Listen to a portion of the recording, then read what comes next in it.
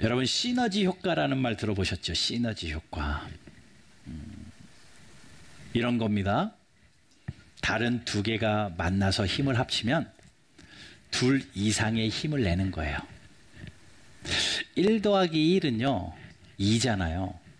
당연히 산술적으로는 1 더하기 1은 2인데 1과 1이 만나니 3도 되고 4도 되더라. 이게 시너지 효과입니다. 잘 훈련된 말이요, 짐을 끌 수 있는 힘이요 보통 4톤이래요. 그러니까 건강하게 훈련된 말이 4톤의 무게를 끌고 갈 힘이 있다고 합니다. 그러면 말 2마리가 끌어요. 각각 4톤씩 끌을 수 있는 말 2마리가 힘을 합쳐서 물건을 끌기 시작을 하면요, 당연히 산술적으로는 8톤이 나와야 되잖아요. 그런데 22톤까지 끌게 된대요. 그러니 둘이 힘을 합치니까 8톤이 아닌 20톤, 몇 배의 무거운 것까지 감당해낼 수 있더라. 이것이 시너지 효과입니다. 그런데 역시너지 효과도 있습니다.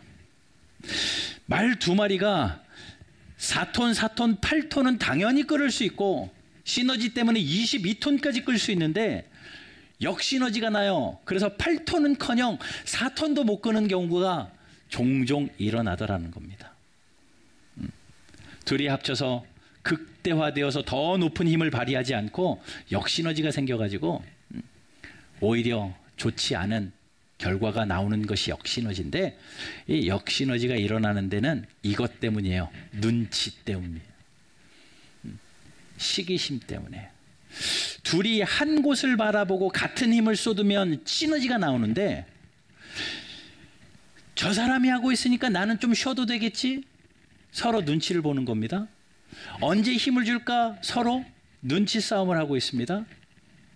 그 사람을, 옆에 있는 사람을 질투하고 시기합니다. 그러다 보면 자칫하다가 역시너지가 생겨서 기대 이하의 결과를 내게 됩니다. 오늘 본문 9절에 보면요, 두 사람이 한 사람보다 낫다, 시너지를 이야기해요. 그래서 두 사람이 함께 하니까요 좋은 상을 얻을 것이다, 시너지 효과를 이야기합니다.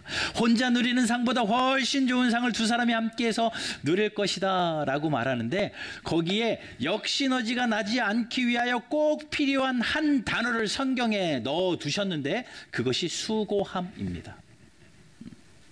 이 사람도 수고하고 이 사람도 수고해야 시너지가 나오는데, 이 사람은 수고하고 이 사람은 눈치를 보고 있으면 역시너지가 생기는 겁니다. 이 수고하다라는 히브리어 단어 하마르는요, 동사형으로는 노력하다, 물론 명사는 고된 노동, 수고 이런 뜻인데 동사로는 노력하다. 그러니 두 사람이 노력할 때 좋은 상을 얻는 거예요. 그냥 같이 그냥 몸만 대고 있다고가 아니라 서로 한 곳을 바라보고 같은 마음으로 하나 둘 셋 하고 힘을 모으고 요이 땅 할 때 시너지가 생겨서 좋은 상을 누리게 된다라는 겁니다. 나 하나쯤이야, 나만 아니면 돼, 이런 생각. 수고하기는커녕 눈치를 보고 시기를 가지고 있으면 역시너지. 그런데 내가 더 수고하고 희생하고 내가 배려하고 내가 더 헌신하면요 시너지가 생겨서 극대화되어서 좋은 상을 얻게 될 것이다. 성경에 쓰여 있는 말씀입니다. 오늘 본문을 가지고 저는요 이런 말씀의 제목으로 여러분들과 나누려고 해요. 우리가 함께하면, 우리가 함께하면. 그리고 그 뒤에 문장을 좀 이어가려고 합니다. 첫 번째 하고 싶은 말씀은 이겁니다. 우리가 함께하면 다시 일어날 힘이 생깁니다. 다시 일어날 힘이 생깁니다. 함께하면요. 마가복음 2장과 누가복음 5장에요 이런 말씀이 있습니다. 예수님께서 갈릴리 가버나움을 지나시다가 그곳에 당도했는데 한 집에서 일어난 일입니다. 중풍병자가 고쳐지는 일이에요. 지금으로 말하자면 중풍병은요, 뇌졸중 같은 겁니다. 굉장히 골든타임이 중요하고 그것을 놓치면 생명을 잃을 뿐만 아니라 전신 마비가 와가지고 꼼짝도 못하는 그러한 중풍병이에요. 중풍병자가 가족에 있으면, 가족 중에 구성원 하나가 중풍병에 걸리면요, 온 가족이 힘들어요. 돌아가면서 돌봐야 되지요. 또 경제적인 수고는 말할 것도 없지요.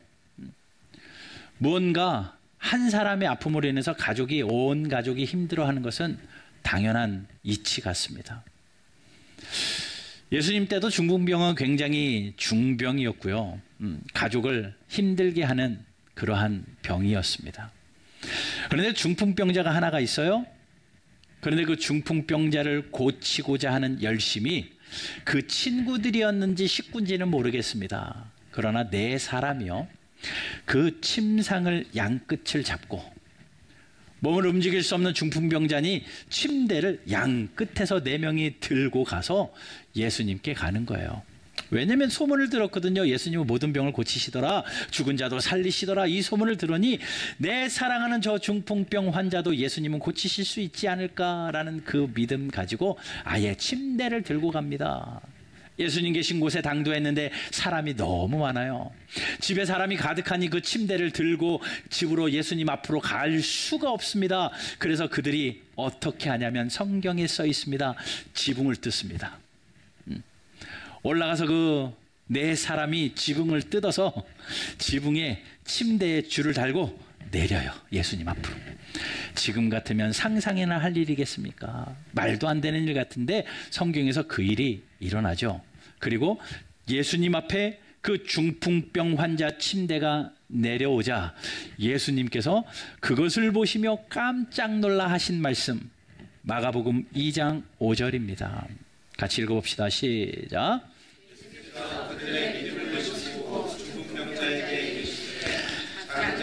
내 죄사함을 받았느니라 하시니라. 예수님께서 그 중풍병자를, 그 환경을 보시고요, 그 중풍병자의 죄를 사하여 주시고 그 병을 고쳐주십니다. 중풍병이 나아요. 다른 거 아무것도 안 했습니다. 무슨 치료를 한 것도 아닙니다. 예수님이 뭐라고 말씀하세요?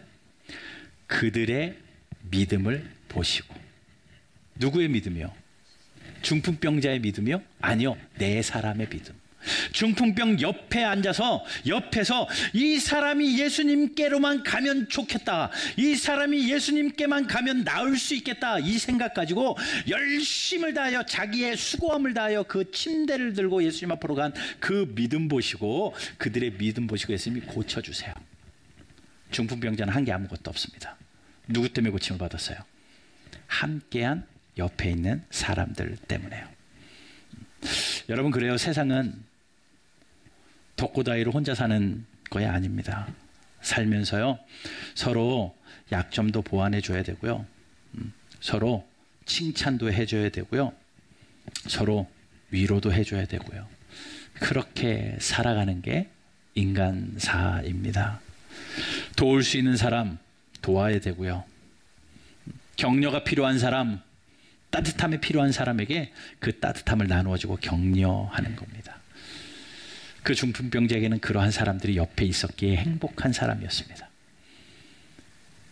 다윗도요, 요나단이라는 옆에 있는 그 한 사람 때문에 그 사명을 잘 감당할 수 있었고, 사도 바울은 전 세계를 다니며 복음을 전할 수 있었던 그 힘이 자기의 모든 것을 헌신하며 그 사역을 도왔던 보리스길라와 아굴라 같은 그러한 충성된 사람들이 옆에 있었기 때문에 그 사명이 가능합니다.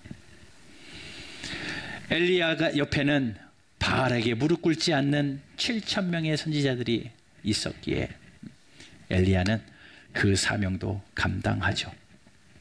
보세요. 인생이요, 뭔가 부족해서 무너지는 게 아닙니다. 돈이 없어서 망하는 게 아닙니다. 가난해서 망하는 게 아니고요, 내 성격이 모질어서 못나서 망하는 거 아니고요, 내 육체가 건강이 없어서 병들어서 망하는 것 아니고요. 공부를 못해서 망하는 것도 아닙니다. 우리가 망하는 건요, 주님이 없어서 망하는 거예요. 첫 번째는 내 생명 대신 예수 그리스도가 내게 없기 때문에 우리가 망하는 거고요. 그 다음은요, 옆에 사람이 없어서 힘들어지는 겁니다. 나를 위하여 침상을 끌고 갈 수 있는 그 친구들이 없기 때문에, 그 믿음의 사람들이 없기 때문에 힘들어지는 겁니다. 그러니 내 옆에 누가 있느냐, 내 주변에 누가 있느냐, 정말 중요한 일입니다. 여러분, 첫 번째로 우리가 함께하면 다시 일어날 힘이 생긴다. 누구 때문에요? 옆에 있는 사람 때문에. 모든 것이 되살아나리라. 다시 일어날 힘이, 우리에게 다시 한번 해보겠다는 힘이 옆에 있는 사람 때문에 생기는 거예요. 그러니 여러분, 내가 좀 힘이 있다 하면 옆에 있는 사람에게 그 힘을 주시고, 또 내가 다 방전돼서 힘이 없을 때 또 내 옆에 있는 사람 때문에 힘을 얻는 그러한 공동체, 우리 바른교회 되기를 주 예수 그리스도의 이름으로 축원합니다. 첫 번째는요, 우리가 함께하면 다시 일어날 힘이 있다. 오늘 본문에서 10절에 이렇게 정확하게 이야기했잖아요. 혹시 그들이 넘어지면 하나가 그 동물을 붙들어 일으키려니와 홀로 있어 넘어지고 붙들어 일으킬 자가 없는 자에게는 화가 있으리라. 예, 내가 넘어질 때 내 옆에 나를 일으켜주는 사람이 있으면 행복한 사람인데, 그 사람이 없다면 화가 있는 사람. 여러분 옆에 앉아있는 사람이 여러분들이 힘들 때 나를 일으켜줄 사람들입니다. 함께 하십시오. 함께 하십시오. 구역이라는 이름으로 나누어서 3명, 5명, 8명 이렇게 팀을 짜서 구역으로 모았습니다. 다른 이유 없습니다. 여러분들이 함께 믿음의 동지가 되어서 서로 어깨동무하고 일으켜주는 공동체 되라는 거예요. 힘든 일 있으면 거기에 이야기하고 같이 기도하면서 내가 힘이 되어줄게, 내가 기도해줄게. 그렇게 함께 손잡고 일어나면, 함께하면 일어날 힘이 생기는 겁니다. 여러분, 다시 일어나는 그런 믿음의 역사가 우리 바른교회 가운데 있게 되기를 주 예수 그리스도의 이름으로 축원합니다. 두 번째는요, 우리가 함께하면 삶이 따뜻해져요. 우리가 함께하면요, 내가 다시 일어날 힘이 생기는 것뿐만 아니라 우리의 인생, 내 삶이 따뜻해진다고요. 11절 보세요. 또 두 사람이 함께 누우면 따뜻하거니와 한 사람이면 어찌 따뜻하랴. 한 사람이 자기의 체온을 높일 수 있는 방법은 전혀 없습니다. 내 체온을 높일 수 있는 방법은 옆에 따뜻한 한 사람이 있으면 내 체온이 같이 올라가는 거죠. 이 원리를요, 동물들도 알아요. 황제 펭귄이라는 이야기 전에도 제가 한번 말씀드렸기 때문에 아실 겁니다. 그 펭귄은요, 황제 펭귄은요, 남극의 극한 추위를 견디는 동물입니다. 남극의 한겨울의 추위가요, 무려 영하 70도에서 80도래요. 세찬 바람이 불고 더 추운 날에는 체감이 영하 90도까지도 떨어진다고 합니다. 보통 동물들은요, 추우면요 따뜻한 곳으로 가는 게 당연한 원리이잖아요. 동물의 법칙이잖아요. 그런데 이 펭귄은요, 추우면 추울수록 더 추운 곳으로 가요. 왜냐하면 그들의 생존 방식입니다. 왜냐하면 다 따뜻한 곳으로 떠났는데 그곳은 자기들이 가면 거기에 자기의 천적들이 없거든요. 그 천적이 없는 더 추운 곳으로 와서 자기들이 그 추위를 견딜 수 있는 자기들만의 방법을 만들어냅니다. 그게 펭귄 허들링이라는 거예요.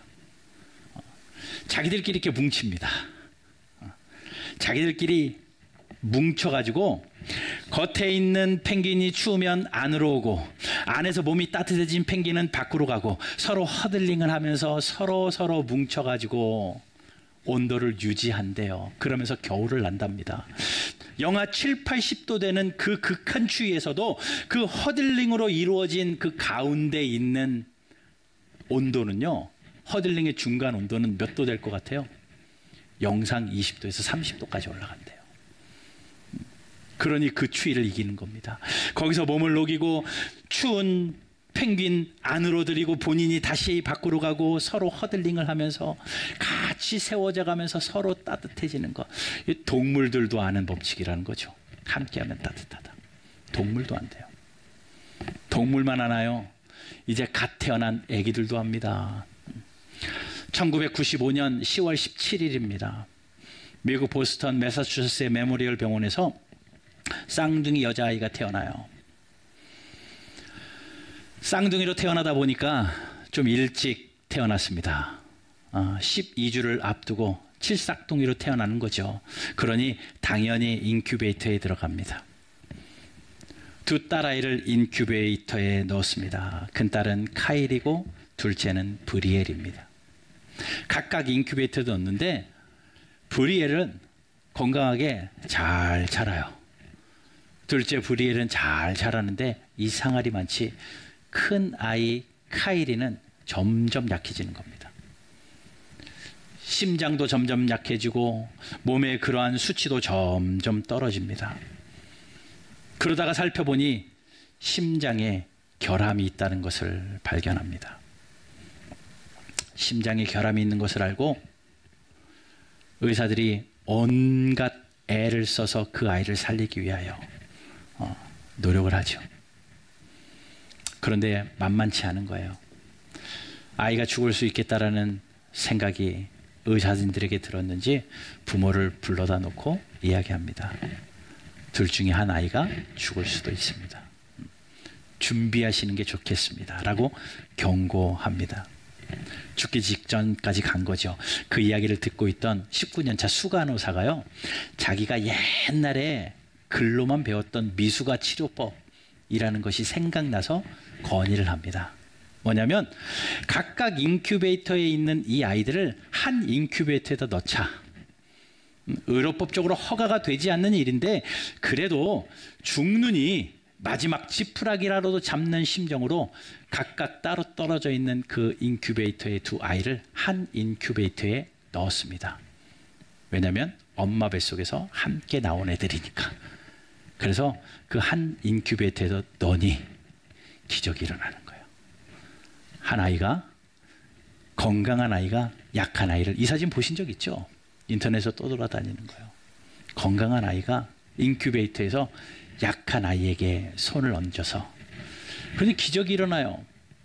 그 아이가 심장이 되살아나고 모든 수치가 정상 수치가 되어서 그 두 자매가 이렇게 건강하게 자라고 있습니다. 95년생이니까 95년생이 있으시잖아요. 건강하게. 이 아기들도요, 둘이 함께하면 따뜻하다라는 원리를 알아요.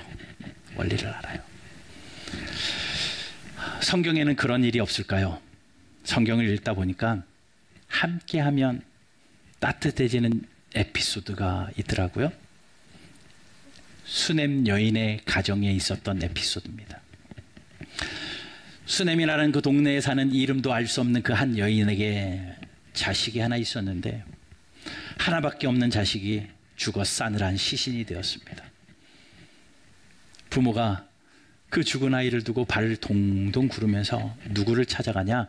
엘리사를 찾아갑니다. 하나님의 선지자 엘리사를 찾아가서 빨리 우리 집에 와서 이 사태를 어떻게 좀 해결해 주십시오. 엘리사가 급하게 갑니다. 방으로 올라가서 그 침대 위에 싸늘한 시신이 되어 있는 그 아이를 보고 엘리사가 한 행동이 이거예요. 자기 눈을 그 아이의 눈에 맞추고 자기의 입을 그 아이의 입에 맞추고 자기의 손을 그 아이의 손에 맞추고 그 위에 그대로 폭에 누웠습니다. 그랬더니 기적이 일어나는 거죠. 열왕기하 4장 34절 같이 한번 읽어봅시다. 시작. 자기 입을 그의 입에, 자기 눈을 그의 눈에, 자기 손을 그의 손에 대고 그의 몸에 엎드리니 아이의 살이 차차 따뜻하더라. 죽어서 싸늘한 시신이 되었는데도 그 아이의 몸 위에 폭에 여니 살이 따뜻해집니다. 물론 그 안에는 성령의 역사가 있었죠. 하나님의 일하심이 있었기 때문에 가능한 일이죠. 아이의 몸이 따뜻해지자 아이가 재채기를 7번 하고 눈을 뜨고 일어납니다. 성경에 기록된 이야기예요. 함께하니 따뜻해지는 이야기예요. 그런데 이 수냄 여자의 에피소드에는요, 하나의 반전이 있습니다. 무엇이냐면 이 아이가 누워있던 침상, 누구 침대냐면요, 엘리사 침대예요. 그 아이가 누워있던 방, 그 방이 누구 방이었냐면요, 엘리사 방입니다. 이야기는 이렇습니다. 엘리사가 수냄 여자 그 동네에서 사역을 합니다. 하나님의 사역을, 선지자로서 그 사역을 바삐 왔다 갔다 하면서 사역을 하는데, 수냄 여인이 봐요, 하나님의 사람, 하나님의 종 엘리사가 너무나도 수고롭게 그 사역을 하면서 동분서주하고 쉴 틈도 없이 그 마을을 돌아다니는 걸 보자 수냄 여인이 어떻게 도울까, 하나님의 사람 저 사람을 어떻게 도와줄까라고 하다가 아이디어를 냅니다. 남편에게 이야기하는 거죠. 여보, 우리 방이 하나 있는데 그 방을 엘리사를 위하여 준비해 둡시다. 그래서 엘리사가 주의 일을 하다가 힘들면 좀 거처 삼아 좀 쉴 수 있는 공간을 우리가 배려해서 만들어 줍시다. 남편이 오케이 합니다. 그래서 방을 준비하고 침대를 놓고 책상과 의자를 놓고 그 방을 준비해서 엘리사에게 이곳에 와서 쉬십시오. 얼마나 따뜻한 마음을 가지고 있습니까? 수냄 여인의 그 따뜻한 마음에 엘리사가 그 방을 얻고 그곳에서 정말 거점 삼아서 주의 사명을 잘 감당해요. 너무나도 고마운 나머지 엘리사가 그 수냄 여인에게 이야기합니다. 내가 너에게 무엇을 해주기를 원하느냐, 소원을 하나 얘기해봐라. 그랬더니 수냄 여인이 이렇게 이야기하는 거예요. 나는 하나님을 위해서 한 일이니까 괜찮습니다. 뭐 바라고 한 것 아니고요, 하나님을 위하여 그렇게 수고하는 당신을 위하여 기쁜 마음으로 섬긴 거니까 괜찮습니다 라고 해요. 그때 옆에서 듣고 있던 엘리사의 여종 게하시가 딱 듣고 이렇게 얘기하는, 선생님, 저 수냄 여자한테 애가 없어요. 그게 아마 그에게는 가장 큰 핸디캡일 것 같은데 그걸 좀 알려주고 싶습니다. 그 얘기를 듣자마자 엘리사가 이야기합니다. 1년 뒤에 너에게 자녀가 있을지어다. 선포하고 예언합니다. 그대로 1년 뒤에 아이가 생기고 오늘 되살아난 그 아이가 그 아이예요. 그 아이가 그 아이예요. 자, 보세요. 그 역사가 그냥 일어났냐고요. 어머니의 따뜻한 섬김과 어머니의 따뜻함이 녹아져 있는 방과 침상에 싸늘한 시신이 되어 누워있는 그 아이 위에 성령의 은혜가 임하니 그 싸늘한 시신 아이가 다시 따뜻해지는 거예요. 다시 살아나는 겁니다. 여러분, 그렇습니다. 수냄 여인의 이름은 성경에 기록되어 있지 않지만 아마도 누구누구라고 딱 기록되지 않는 것이 우리 모두가 수냄 여인과 같은 그러한 사람들로 살라라는 가르침 아니겠습니까? 우리 바른교회 모든 성도들이 따뜻한 마음으로, 온기 가득한 마음으로 서로 섬기고 서로 희생하고 서로 아껴줄 때 혹 우리에게 어려움이 생기면 성령의 은혜로 다시 따뜻해져서, 한 사람이 포개어질 때에 둘이 함께 할 때에 되살아나는 역사, 다시 따뜻해지는 역사, 이 성경에 기록된 놀라운 기적과 같은 역사가 저와 여러분들의 삶에, 우리 교회 가운데 있게 되기를 주님의 이름으로 축원합니다. 그걸 소망하는 거예요. 그거면 충분합니다. 진짜 그거면 충분합니다. 화려한 예배당 하나도 부럽지 않고요, 성도 1000몇만 명 되는 거 하나도 부럽지 않고요, 큰 예배당 모든 필요한 조건이 다 갖춰져 있는 그런 거 하나도 부럽지 않고요. 정말 이런 교회 됐으면 좋겠어요. 한두 사람이 모여도 따뜻한 사랑과 헌신이 있고 수고가 있기에 혹 한 사람이 어렵고 힘든 가운데 그 따뜻함 위에 엎쳐서 성령의 역사하심으로 모든 것이 되살아나는 역사, 따뜻해지는 역사, 그런 은혜가 우리 바른교회 가운데 꼭 있게 되기를 주 예수 그리스도의 이름으로 축원합니다. 우리가 함께하면 삶이 따뜻해집니다. 세 번째는요, 우리가 함께하면요 더 강해집니다. 더 강해져요. 12절 보십시오. 한 사람이면 패하겠거니와 두 사람이면 맞설 수 있나니 세 겹줄은 쉽게 끊어지지 않는다. 한 사람이면 져요. 두 사람이면 그래도 한번 싸워볼 만합니다. 그런데 세 사람이면 더 강해져서 쉽게 끊어지지 않습니다. 여리고성이 무너진 이야기를 좀 잠깐 드릴게요. 당시의 여리고성은요, 난공불락의 성입니다. 강함의 상징입니다. 그런데 여리고성이 무너진 이야기 여러분 아시죠? 하나님이 명령합니다. 돌라고. 성을 뱅글뱅글 돌라고. 여호수아 6장 10절이에요. 같이 한번 읽어봅시다. 시작. 여호수아가 백성에게 명령하여 이르되 너는 외치지 말며 너희 음성을 들리게 하지 말며 너희 입에서 아무 말도 내지 말라. 그러다 너희가 너희에게 명령하여 외칠지니라. 그렇게 하니 무너져요. 뭐냐면요, 하루에 한 바퀴 돌고 마지막 날 계속 돌라라고 이야기하는데 7일을 그렇게 하라고 말씀합니다. 그런데 아무 말도 하지 말래요. 외치지 말아라. 입 밖에는 소리도 내지 말아라. 음성이 들리게 하지 말아라. 그리고 내가 외쳐라 하는 그 명령이 있을 때 너희는 함성으로 와 하고 외쳐라. 그랬더니 그 난공불락의 성 여리고성이 무너지는 거예요. 여러분, 여리고성이 무너진 것도 기적 중의 기적이거든요. 사람의 음성으로 여리고성이 무너지는 것도 기적 중의 기적인데요. 더 큰 기적이 뭔 줄 아십니까? 여리고성을 돌았던 백성 숫자가 200만 명이에요. 200만 명이 말 한마디도 안 합니다. 입 밖으로 말도 내지 않습니다. 그리고 뱅글뱅글 돕니다. 그게 진짜 돌 일이죠. 미쳐버릴 일 아닙니까? 말 한마디도 안 하고. 근데 하나님의 방법은 거기에 있었습니다. 만약에 그들이 말하기 시작하면은 이스라엘 백성들이요, 불평 선수잖아요.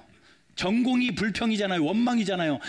출애굽하면서 얼마나 많은 불평과 원망을 광야에서 쏟아냅니까?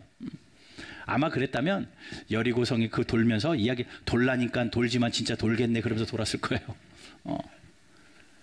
여호수아는 뭘 이런 걸 우리에게 시키냐? 뭐 이러면서 별의별 이야기로. 그런데 그런 말들이 서로의 마음이 무너지게 만들고 서로 갈라지게 만들고 서로 틀어지게 만드는 것을 하나님이 아셨기 때문에 너희들은 아무 말도 하지 말고 내가 명령하는 대로 돌기만 해라. 한 곳 바라보고, 저 성을 무너뜨리겠다는 한 곳 바라보고 200만 명이 아무 소리 하지 않고 7일을 돌았다는 거, 이게 더 기적이에요. 기적과 같이 그렇게 돌았습니다. 여리고성이 무너집니다.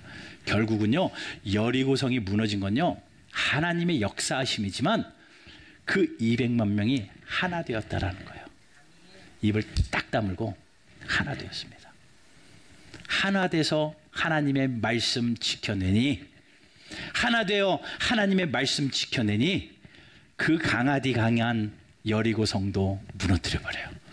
그러니 함께하면 더 강한 겁니다. 모세가 아말렉과의 전쟁 가운데 산 위에 올라가서 여호수아에게 전쟁을 하라고 내려보내놓고 위에 올라가서 그는 두 손을 들고 기도를 합니다. 하나님 앞에 두 손 들고 기도할 때 이스라엘이 승리하죠. 이스라엘 백성은 승리하는데 팔이 아파서 손이 내려오면 다시 아말렉이 승리하는 거예요. 다시 올라가면 이스라엘이 이기다가 손이 내려오면 또 지고, 그 옆에서 지켜보고 있던 아론과 훌이 모세 할아버지의 손을, 양손을 받칩니다. 세 사람이 힘을 합쳐서 모세의 손이 내려오지 않도록 붙들고 있으니 전쟁에서 이스라엘이 승리하는 것 아닙니까? 우리가 성경에서 보잖아요. 함께하니 전쟁에서도 승리하는 강함이 생기더라고요. 여러분, 그렇습니다. 오늘 본문에서 우리에게 하시고자 하는 말씀은 함께하면 더 강해진다. 여러분, 함께함으로 우리의 삶이 더 강해지는 은혜가 있기를 주님의 이름으로 축복합니다. 왜 강해지는 줄 아세요? 함께해서 마음을 모으면 하나님이 보고 듣고 역사하시기 때문에. 말씀에서 정확하게 확인합시다. 마태복음 18장 19절입니다. 같이 읽어볼게요. 18장 19절 시작. 너희 중에 두 사람이 땅에서 합심하여 무엇이든 구하면 하늘에 계신 내 아버지께서 그들을 위하여 이루게 하시리라. 세 사람도 필요 없대요. 두 사람이 마음이 합심하여서 하나님 앞에 뭐든지 구하기만 하면 무엇이든지 구하기만 하면 우리의 왕 되신 하나님이 하늘에서 듣고 그들을 위하여 이루시리라. 하나님이 일하시는 것은요, 함께하는 그 모습 보고 그렇습니다. 우리 바른교회가 그러한 공동체 되었으면 좋겠습니다. 함께하는 공동체. 전부 다 함께하면 혹시 어려움이 있을까 소그룹으로 나누는 겁니다. 12개더라고요. 12개 소그룹으로 나누어서 나 하나쯤이야라는 생각 말고 한 곳으로 바라보면 오늘 본문에 있는 함께하니 다시 일어나고 함께하니 따뜻해지고 함께하니 더 강해지는 역사가 여러분들의 구역구역마다 일어나게 될 줄로 믿습니다. 그러면 교회가 힘이 나는 거죠. 그야말로 오늘 올해의 표대로 모든 것이 되살아나리라. 교제로 살아있는 교회, 그 교회를 이룰 수 있는 겁니다. 그래 여러분, 나 하나쯤이야 라고 생각하고 뒷짐지지 마시고 힘써 보이기를 힘쓰십시오. 하나 되십시오. 함께하니 그렇게 좋은 역사의 일들이 우리 가운데 있게 될 줄로 믿습니다.